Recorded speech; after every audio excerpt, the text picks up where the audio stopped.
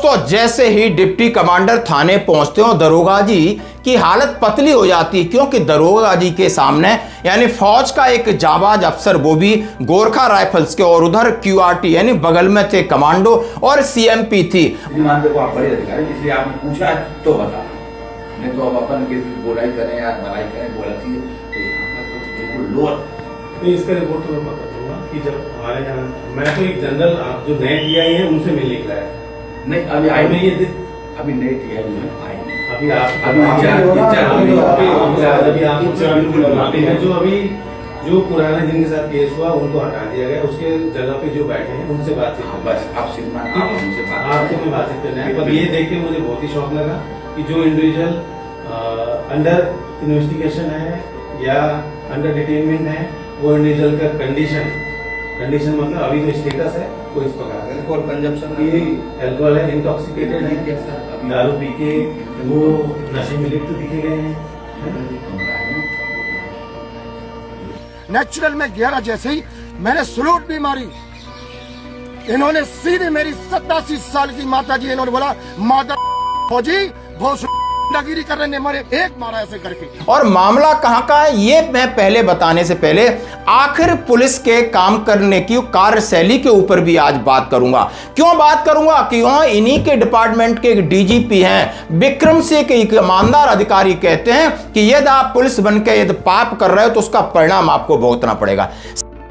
कि रिश्वत गाय का गोश्त और सूअर का गोश्त है, इससे परहेज करो, यह कुल और वंश को नाश कर देगा। साथ ही मैं अपने सैनिकों की शहादत की बात करूंगा कि एक हवलदार का बेटा यानी अमित किस तरीके से शहीद हो जाता है इस देश के लिए। दूसरा मैं बात करूंगा कैप्टन चौरसिया जो अपने दोस्त को बचाने के लिए अपनी जान कुर्बान कर देते हैं, यानी एक भैरव बटालियन का हिस्सा है, एक कमांडो फोर्स का हिस्सा है। और चाहे युद्ध का मैदान हो, युद्ध अभ्यास हो, खेल का मैदान हो, कंपटीशन का मैदान हो, हम नाम और नमक और निशान के लिए ईमानदारी से अपनी जान तक कुर्बान कर देते हैं। उस हवलदार के दिल को पूछे जिसने अपने इकलौते बेटे को किस परवरिश से तैयार किया गया। उसके दिमाग में था कि मैं सेना में जाऊं, फिर दिमाग में था कि मैं अधिकारी बनूं, फिर मैं स्पेशल फोर्स का हिस्सा करूं और जाकर के मैं यानी दुश्मन के इलाके में घुस करके उसके छाती पर बैठ करके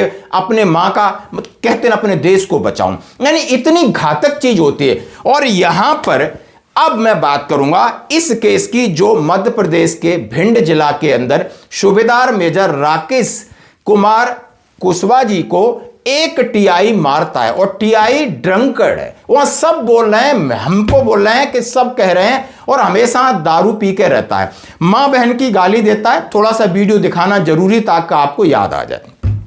जिन्होंने 99 की लड़ाई में अपना खून पसीना बलिदान दिया है, अपना कीमती समय दिया है, और यहाँ पर कुछ ऐसे भड़वे टाइप के दलाल हैं जो सेना पे टिप्पणी करते हैं, सेना को गाली देते हैं। हाल ही में अभी राकेश सिंह राजावत जो भिंड जिले के अध्यक्ष है पूर्व सैनिक संघ के, उनको अभी हाल ही में भारतीय सेना के द्वारा एवं राजनाथ सिंह के द्वारा उनको सम्मान दिया गया था, अभी 1 महीना हुआ है। और यहाँ पे एक दरुआ बैठा हुआ थाना प्रभारी है, वो इनको थप्पड़ मारता है, उनकी माँ की गाली देता है।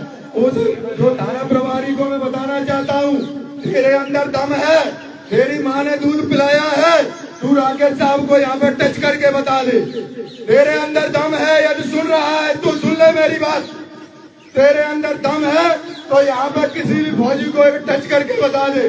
तूने वर्दी पहन रखी है, हम वर्दी उतार के आए, आज यही फैसला हो जाएगा। पिए हुए थे और इन्होंने हमें बोला, एक लड़का आया बोला, बोले सब टीआई सब बुला रहे, तो मैंने बयान दे रहे होंगे। नेचुरल में गया जैसे ही मैंने सलूट भी मारी, इन्होंने सीधे मेरी 87 साल की माता जी, इन्होंने बोला माता फौजी बहुत गुंडागिरी कर रहे, मारे एक मारा ऐसे करके। तो मेरी डायरी और ये डॉक्यूमेंट्स वगैरह जो भी हैं वो सब गिर गए वहां पे। और इन्होंने ये देखिए मेरी बटनें टूटी है, इन्होंने कॉलर पकड़ के मुझे घसीटने लगे और बोला तेरी माँ अंदर। दोबारा जब मैं भाग के इसमें आकर के अपनी कार में बैठा तो 4 पुलिस वाले सिविल ड्रेस में थे, वो खिड़की तोड़ने लगे आकर के। फिर उन्होंने रिक्वेस्ट की, मेरी कार स्टार्ट नहीं हुई थी, कि आप आ जाओ भाई साहब दोबारा बात करते, तो टीआई साहब उस पर उसके बाद सेना ने पहली बार जो रिटालिएशन किया वो 100% सटीक था। यानी वहां एसपी से नहीं मिले, सीधे उस थाने में पहुंचते हमारे डिप्टी कमांडर साहब, वहां हमारे एक्स-सर्विसमैन भी है और वहां पर अपने क्यूआरटीज जो अपने प्रोटेक्शन फोर्सेस को ले जाते हैं और सीएमपी भी ले जाते हैं और जाकर के वहां एक सामने बैठा है, मैं उसको कहूंगा 2 स्टार वाला सब इंस्पेक्टर, उसकी बोलती बंद कर देते हैं। हाथ पैर उसके कांप रहे हैं, गला उसका सूख रहा है, क्योंकि सामने देख रहा है कि एक ईमानदार देशभक्त बैठा हुआ है और उसके सामने ये बैठा है रिश्वतखोर दरोगा। ये मैं नहीं कह रहा, जरा सुनिए डीजीपी को, मैं बीच में रोक रहा हूं, आगे भी बताऊंगा।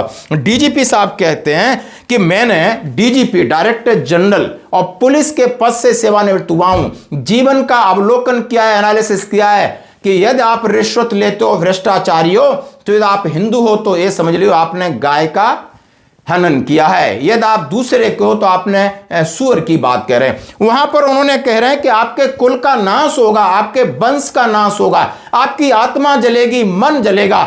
ये इस तरीके से कह रहे हैं जैसे कि साधु संत प्रवचन देते हैं, लेकिन है पुलिस के बड़ा अधिकारी है।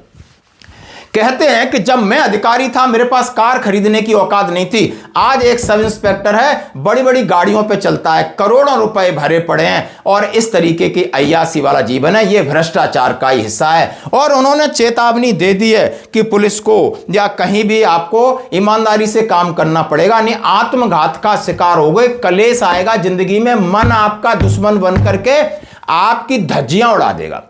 और इसका आप परिणाम देख सकते हो कि चमक क्या होती है। ईमानदारी की चमक सैनिकों में ही मिलेगी। मैं ये नहीं कह पा रहा कि सामने जरा देखिए इस एसआई का, और जो हुआ है वो तो जो हुआ ही होगा, लेकिन उसके पसीने छूट गए और कईयों को तो बिल्कुल टांगें कांप रही थी। मैं सत्य कह रहा हूं, टांगें कांप रही थी, जवाब नहीं दे पा रहा था। और वहां भिंड जो पुलिस हेडक्वार्टर है, एसपी इंतजार कर रहे थे, लेकिन हमारे अधिकारी ने बहुत सही तरीके से उस जगह का मुआयना किया, उस जगह को देखा, जो ग्राउंड की स्थिति थी उसको समझा और इस तरीके से अपना एक संदेश दे के चले गए हैं कि नहीं, यानी बहुत बड़ा संदेश उन्हें मिल गया है। तो आप समझ सकते हो कि हमारा जो काम करने का तरीका है, हमारी कार्यशैली है। मैं हमेशा कहता हूं कि ईश्वर ने आपको सेना में दिया है, हमें सैनिक बनने का सौभाग्य हुआ है, तो शायद ऊपर वाले की बड़ी कृपा है।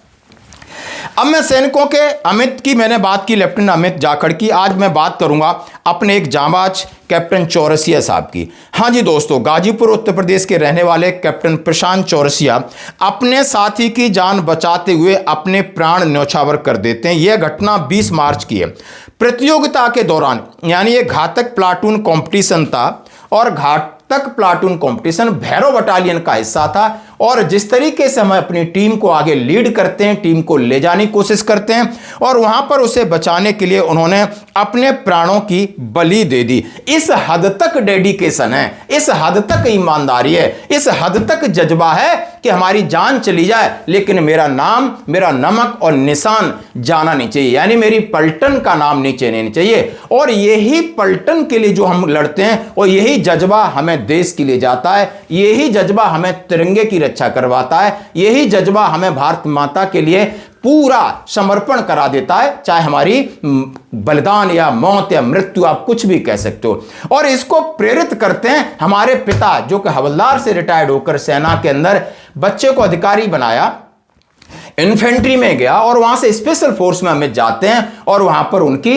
यानी शहादत होती है। तो आप देख सकते हो, मैं सब चीज आपके साथ शामिल करना चाहता हूं और अपने फौजी भाइयों से कहना चाहता हूं कि आज आप सेना में हो तो भगवान की आपके ऊपर बहुत बड़ी कृपा है, ये बात पक्की। धन्यवाद। वो तो मैं समझ गया, ऑब्वियसली पुलिस स्टेशन है तो टीआई का रूम उसका बगल में ही होगा, वो तो मैं जानता हूँ, पर लेटेस्ट होने का चलो वो तो मैं एसपी से बात करूँगा, है ना? ठीक है, तो अभी आप कौन आएगा अपने यहाँ पर? अब बहुत सारे एसपी ऊपर है, हमारे ऊपर नहीं, वो बड़े लेवल पर, वो आपको जानकारी है? हाँ, वो हम नहीं